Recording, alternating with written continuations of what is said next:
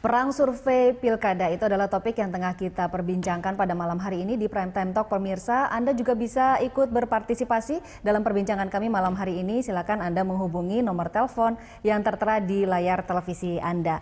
Pemirsa, pasca diumumkannya nama ketiga pasangan calon gubernur DKI Jakarta, Populi Center menggelar survei elektabilitas pilkada DKI. Hasil survei Populi Center, pasangan Ahok Jarot masih menduduki peringkat teratas dengan raihan persentase 45,5%.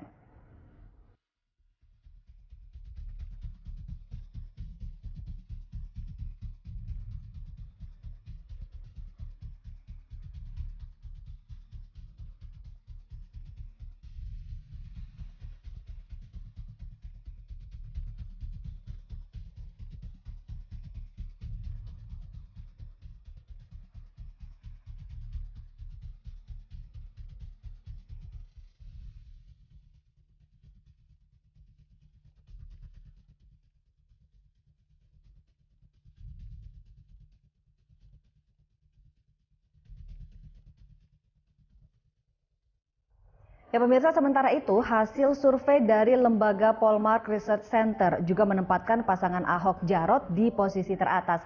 Namun elektabilitasnya hanya terpaut 7% dari pasangan Anies Sandiaga. Kemudian Lingkaran Survei Indonesia atau LSI juga menempatkan petahana berada di posisi teratas.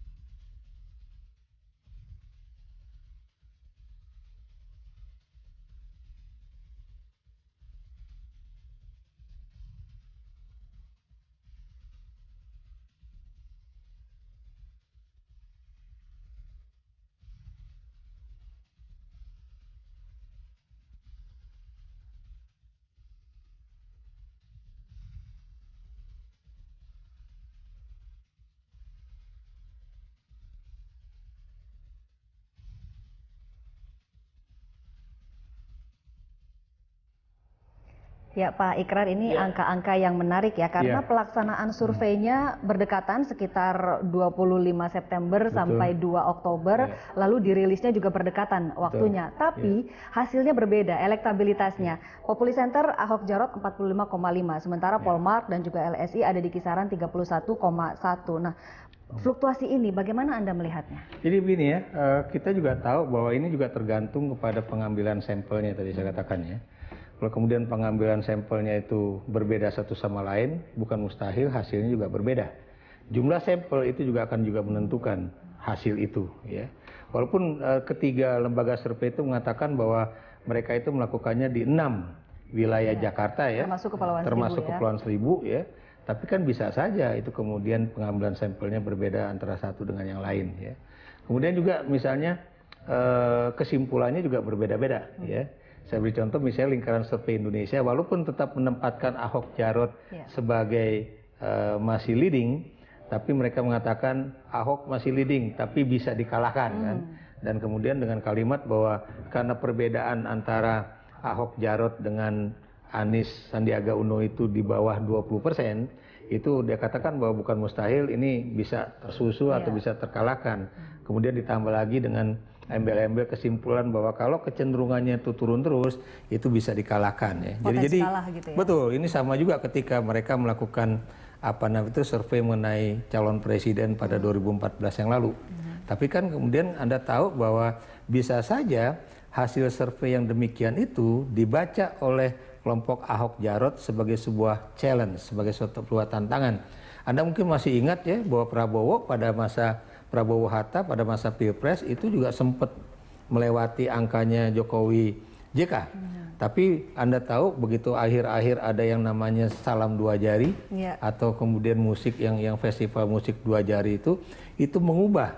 Apalagi kemudian ada anak-anak muda yang kemudian mengatakan di dalam statement-statement baik itu Twitter atau yang lain mengatakan akhirnya saya pilih Jokowi JK. Itu juga berpengaruh. Jadi yang ingin saya katakan di sini baik bagi petahana ataupun bagi penantang ya, itu bisa saja hasil survei itu menjadi suatu catatan tersendiri buat mereka, apakah untuk meningkatkan elektabilitas atau kemudian untuk bagaimana bisa meraih atau mengalahkan petahana, saya beri contoh gitu. Kalau tadi Pak Hari menyatakan ini masih dalam koridor netralitasnya masih bisa terjaga. Anda sendiri melihat survei-survei yang sudah dirilis ini? Kalau saya lihat ya, memang survei-survei kayak semalam juga saya berada di sebuah stasiun televisi yang lain ya, dan hasil survei dari stasiun televisi itu juga masih menempatkan Ahok Jarot yang tertinggi ya, 39,2 atau 39,7. Dan hasilnya memang rata-rata kalau kita lihat dari persentase antara tiga pasangan itu hampir-hampir sama lah begitu.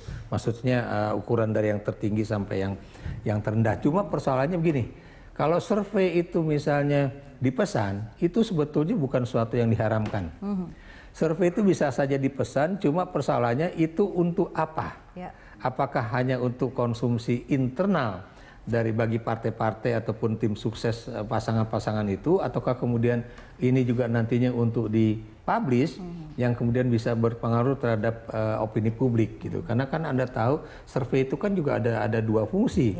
Ada yang mengatakan yang sesungguhnya, ada yang kemudian untuk menakut-nakuti ini bahwa kamu bisa kalah loh walaupun kamu masih tinggi ya. Ada juga yang untuk kemudian meyakinkan pasangan-pasangan yang meminta di survei itu untuk kemudian jangan khawatir Anda bisa menang, atau juga untuk mempengaruhi. Tapi kalau untuk konsumsi publik sebaiknya didisclose kan Pak bahwa ini adalah survei disponsori oleh begitu. Betul itu harusnya didisclose ya, dan juga Anda juga harus lihat ya, apakah misalnya itu untuk membandingkan persentase yang dalam artian head to head itu juga benar-benar dilakukan dalam pertanyaan atau cuma asumsi. Saya beri contoh misalnya kan, Lingkaran Survei Indonesia itu mengatakan bahwa Ahok cuma 31,4%, pasangan yang lain itu sekitar 22,3 dan 23 dan 20,2. Dan itu ya, dan itu kalau dijumlahkan katanya Ahok bisa kalah. Tapi mereka tidak melakukan itu yang disebut dengan survei head to head. Kalau di Populi Center kan misalnya kalau Ahok Jarot lawan Sandiaga berapa, kemudian Ahok Jarot lawan Agus dan Silviana berapa, kemudian kalau Anies sama ada karakteristik dari masing-masing survei yang diluncurkan begitu itu ya. yang kemudian diadu head to head. Kira-kira bagaimana kombinasi dari persentase itu. Sekarang masalahnya ada di publik nih Pak. Ke Pak Hari, sebaiknya bagaimana publik menyikapi survei-survei yang bermunculan menjelang pilkada ini? Saya melihat begini, sekarang ini kan era informasi ya. Berita apa saja mau baik atau enggak itu sangat mudah diterima oleh masyarakat ya. Intinya kalau kita melihat survei gini tolong dicermati tidak hanya hasilnya, cuma siapa yang melakukan survei, seperti apa kredibilitasnya, dan metodologinya seperti apa. Ya, kalau itu sudah relatif benar, track recordnya benar, mudah-mudahan hasilnya benar. Nah, kesimpulannya silakan publik menilai sendiri. Kira-kira begitu. Menurut Anda survei-survei sebelum diumumkan pasangan dari KPUD sendiri kan belum mengumumkan siapa saja calon gubernur dan calon wakil gubernurnya. Lalu apakah perlu ada aturan tersendiri Pak yang diatur oleh KPU atau Bawaslu barangkali terkait survei-survei ini? Menurut saya nggak perlu ya, karena ini kan informasi yang sebenarnya untuk memberikan data ke publik bahwa inilah kira-kira calon yang akan dipilih oleh mereka. Mudah-mudahan dengan informasi lebih awal, lebih ada persiapan untuk memilih. Dan saya kira masyarakat juga keinginan tahuan itu kan terhadap calon yang akan mereka pilih kan semakin semakin tinggi, semakin dekat dengan pemilihan. Dan ini sebenarnya yang dimanfaatkan oleh teman-teman lembaga survei untuk memberikan informasi lebih awal. Begitu.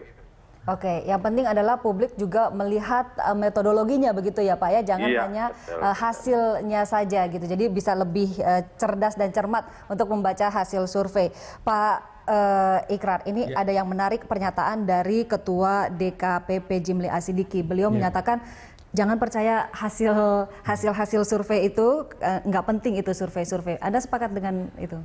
Kalau buat saya sih apapun hasilnya survei tetap penting. Mengapa? Ya kenapa ya? Misalnya buat yang orang yang percaya ya, waduh ini berarti ada benar hasil survei itu ya. Siapapun yang melakukan bahwa memang elektabilitas saya sedang menurun. Lalu kemudian dicari apa penyebabnya dan bagaimana untuk mengatasi tantangan-tantangan tersebut. Itu kan suatu hal yang positif ya. Atau kemudian mungkin mereka mengatakan tidak peduli, tapi kemudian pada saat yang bersamaan dia juga melakukan satu kerjaan-kerjaan yang kemudian bisa meningkatkan. Ya. Dan kemudian juga bagi penantang juga demikian ya. Mereka kan juga bisa coba-coba. Oh berarti selama ini yang dilakukan oleh para buzzer ataupun whatever the names gitu ya, di media itu sosial, ya? Rupanya berhasil juga nih meningkatkan elektabilitas itu dan kemudian menurunkan petahana, misalnya suara petahana. Jadi itu menjadi suatu yang penting. Misalnya, atau kemudian buat yang lain ya, kenapa nih kok suara saya masih kecil? Apa yang kemudian kurang menarik gitu kan? Apakah kemudian saya harus bermain dengan trik-trik ataupun taktik-taktik ataupun strategi kampanye yang berbeda dari apa yang sudah dilakukan ya. Walaupun saya terus terang adalah orang yang selalu mengatakan bahwa sebetulnya suatu model kampanye yang sangat positif dan edukatif itu adalah kalau mereka berbicara mengenai program ya.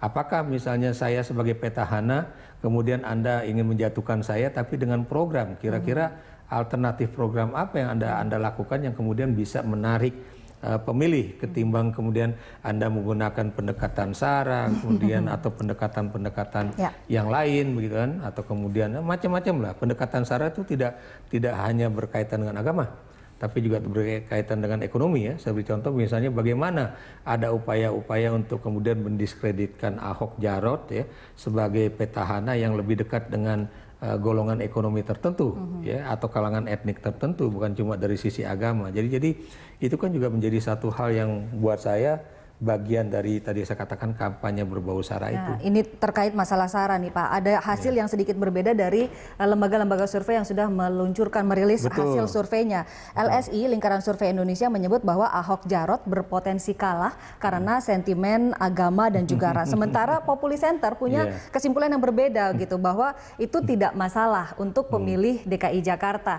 Nah sebetulnya seberapa signifikan sentimen SARA ini di Pilkada khususnya DKI Jakarta 2017 nanti. Tapi kita akan diskusikan itu nanti di segmen berikutnya. Saya harus jeda dulu. Pemirsa jangan kemana-mana, kami akan kembali.